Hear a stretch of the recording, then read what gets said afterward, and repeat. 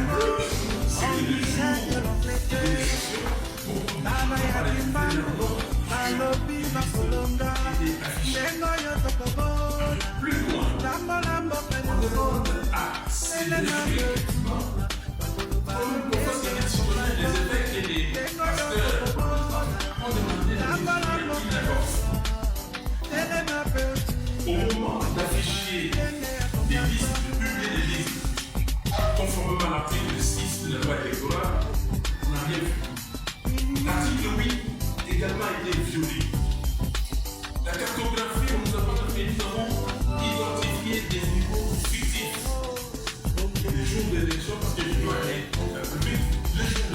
vous avez vu, il y a la loi, l'article 52 de la loi électorale l'élection se tient à une journée, un jour férié ou un dimanche. Et on a prorogé les élections sur 7 jours. Est-ce que nous avons assisté à une élection ou à des élections ou à une parodie d'élections? Monsieur Kadima et la CNI, s'ils voulaient organiser des bonnes élections, pourquoi n'ont-ils pas demandé un délai supplémentaire de 7 ou 10 jours? Comme on avait voté en 2018, pour qu'ils puissent dispatcher les machines dans tous les bureaux de vote. Pourquoi il ne l'a pas fait? Simplement parce qu'il y a besoin de jours supplémentaires pour les jeunes. Il y avait besoin de cette coupure. Vous avez vu, il y a des machines qui étaient placées ailleurs, des machines qui étaient destinées dans certains bureaux. Au mépris de toutes les recommandations qui lui ont été adressées, nous apprenons que M. Kadima et la CENI s'apprêteraient à publier, demain après-midi, les résultats provisoires des élections. Alors que nous lui avons posé des questions simples sur la légalité des élections et sur la crédibilité des résultats, M. Kadima n'a pu donner aucune réponse claire. En lieu et place, il s'est contenté de balbutier et de chercher des excuses. Entre-temps, la plénière de la commission, chargée des irrégularités, n'a même pas siégé. Et tous les plis des procès-verbaux qui devaient être déposés à la Cour constitutionnelle ne l'ont pas été. Certains d'entre eux ont tout simplement disparu. Alors, Monsieur Kadima, pourquoi se forcer? Nous savons qui, le soir du 20 décembre à 20h, a gagné les élections. Avant que cette nuit-là commence le bourrage des urnes qui se poursuivra pendant 7 jours et 7 nuits. C'est la raison pour laquelle nous allons tous, demain, célébrer la victoire de Moïse Katumbi, qui a sillonné en long et en large le pays, qui a navigué plus de 800 km sur le fleuve Congo, qui a atterri à Chabunda, sur les plus petits aérodromes du pays, et qui a marché plus de 203 km à la rencontre de millions de compatriotes. C'est cette victoire-là que nous allons célébrer demain.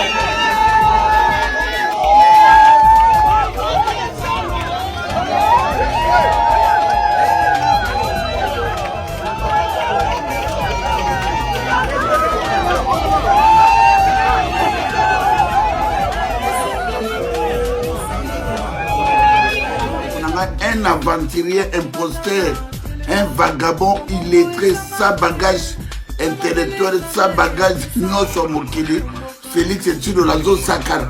Félix Tshisekedi okokutana na moto ya vrai kimbangu. Eza simo kyanga nono kenda kuna te, apesa ko ba fo gris okokutana na bitumba na 11 régions. Okokutana na bitumba partout Félix Tshisekedi. Toza koyebisa yo boye okokutana na bitumba oyo yo kanisaki ke peuple na za zoba be okokutana Félix Tshisekedi o toza na ta révolution bosakani famille Tshisekedi na ba famille Mbemba bosakani na ba peuple na ta molaye bino na ba Rwandais na ba ridi politique kanam. Vous croyez que biso tobota baki na mabelona po to kotika kayo to kotika bino na se ya moi baninga na Bangola, na ba Sénégal, na Maroc, na ba Algérie, na ba Arabie Saoudite, na ba Dubaï, pourquoi beaucoup de bandako na Dubaï? Pour barabe à Dubaï, basala mboka la bango. Oya biso mboka bo détruire yango. Bozo mema bato République démocratisée, République démocratique. Mais Félix Tshilolo, boa maladie, boa bafou. Tu sais que les acteurs à révolution, révolution yango le peuple de Dieu. Naningi tomba na makambo yo. Tu sais que bino poto komana esika nango limbonde zanga bicarbonate mutu moko pamba aya kosakana na mabele na biso